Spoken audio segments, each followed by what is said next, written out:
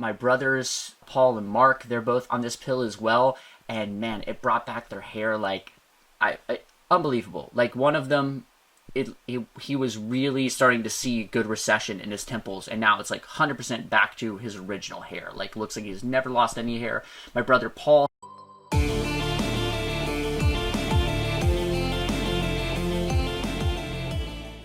Hey, what's up guys? Here is another video with David Demusa, where we're talking about preventative treatments. So whether or not you need to use different treatments before your hair transplant, after the transplant, what he's using, what I'm using, and what we are considering to use in the future, everything we're gonna be talking about in this video. And by the way, if you still don't know by some reason who David Demusa is, I'm gonna put the link in the description down below for his Hair Loss Hope channel. He was one of the first YouTubers basically who started talking about hair transplants and hair loss.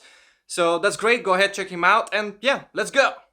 My question would be like, what kind of hair loss preventative treatments have you tried before your hair transplant? Knowing what you know now after all of these years, would you change your approach? So hair loss preventative treatment wise, yes, I would change a couple of things about what I've done.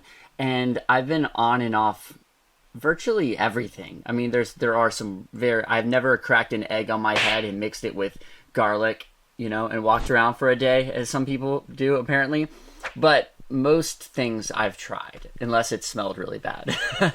So I first got on Minoxidil, as I think most people do. At that time, I hadn't even really heard of Finasteride. I think I was on Minoxidil probably when I was like 19 or so, when I first started noticing my hairline going back. And then I got on and off of that so many times, I don't even remember. Finasteride, I first got on it around the same time, and maybe I was like 20 or so. Then I had this girl that I was talking to, and she was a pharmacist, and she told me, oh yeah, you know, Finasteride has lots of bad side effects, like you shouldn't be on that. So then I got off of that for a long time, and then I think I got back on it. I've probably been on and off Finasteride like 8 times, would be my guess. So much shedding. Yeah, and then tried so many different pills and things that I've come across online back in the day, you know, like natural herbal remedies that never did anything.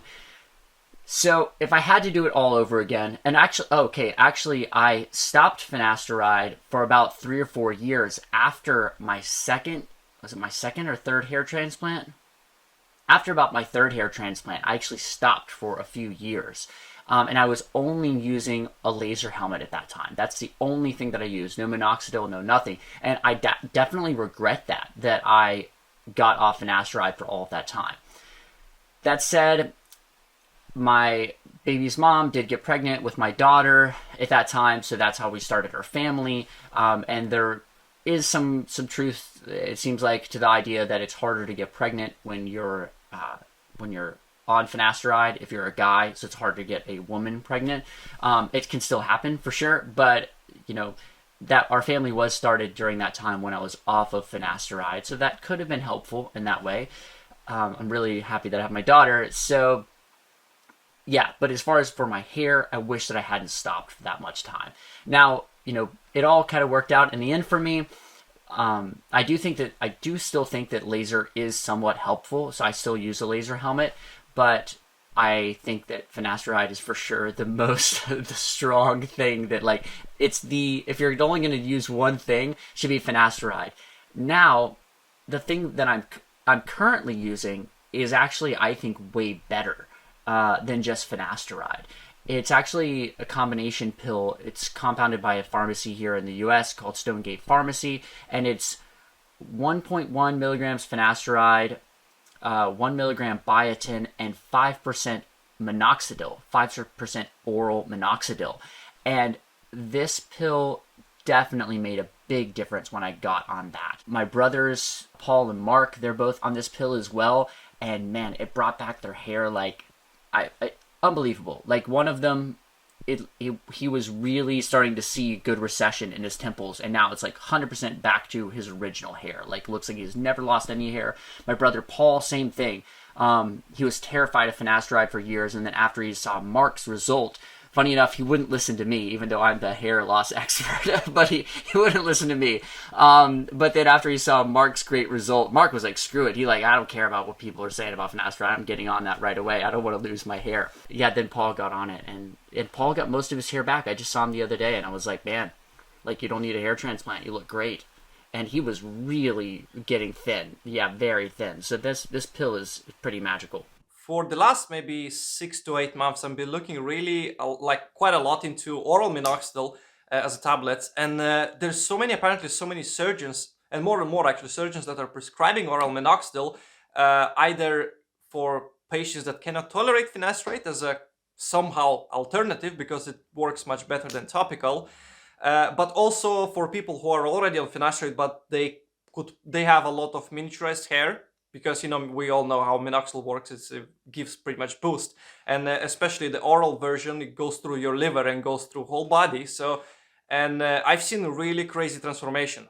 So, and that's what I hear from you right now as well saying. So personally, I'm thinking as well to get on oral minoxidil by microdosing after my second hair transplant for like a maintenance, kind of purpose, because I'm Norwood 5A, but there is still potential to get into Norwood 6, which I obviously don't want to do it. So even though finasteride works really well for me, I kind of feel like I would benefit greatly from oral minoxidil, small doses as well. And yeah, so that's probably what I'm gonna try to do. And hearing stories like that, kind of even more reassurance for me. So that's great. Yeah, I mean, I know a ton of people that are on this pill and taking the oral minoxidil, and they've all had really good results with it. So, and none of the people I know, I haven't met a single person that's had negative side effects or noticed side effects from their oral minoxidil. So only one, my friend Jay International. He's also got a hair transplant channel here on YouTube that he's just started. He's such a great guy, and he has excess body hair, he noticed, from oral minoxidil. So that's the only person, only side effect. Look at my big beard, I really don't mind some extra beard growth. Okay, so you're going to be fine. Yeah, what's funny about Jay is he was actually quite thankful for it as well. Though he's actually already a hairy guy, he was happy about the extra body hair because he is currently undergoing a bunch of body hair transplants to his head, because he's had a bunch of hair transplants that have gone wrong with his scalp hair. So he's now basically trying to fill up his whole head with body hair. It's a pretty wild experiment. So we'll see how it all turns out, but definitely keeping my fingers crossed for him. And body hair transplants are a crazy thing, but I personally consider for myself using body hair like as a last resort. I would rather use my scalp hair as it like texture and everything. It just matches perfectly. Yeah, body hair, it's one of those things where it just depends on person to person. Just like person to person, donor hair is also different from your scalp hair, whether you have good donor or thicker hair. This is something I saw you talking about the other day on your channel, was how much the actual individual thickness of each hair matters when it comes to hair transplants, which is something people don't realize at all. It's one of the most important factors to whether or not you have a good looking result, is actually the individual diameters of each of your hair.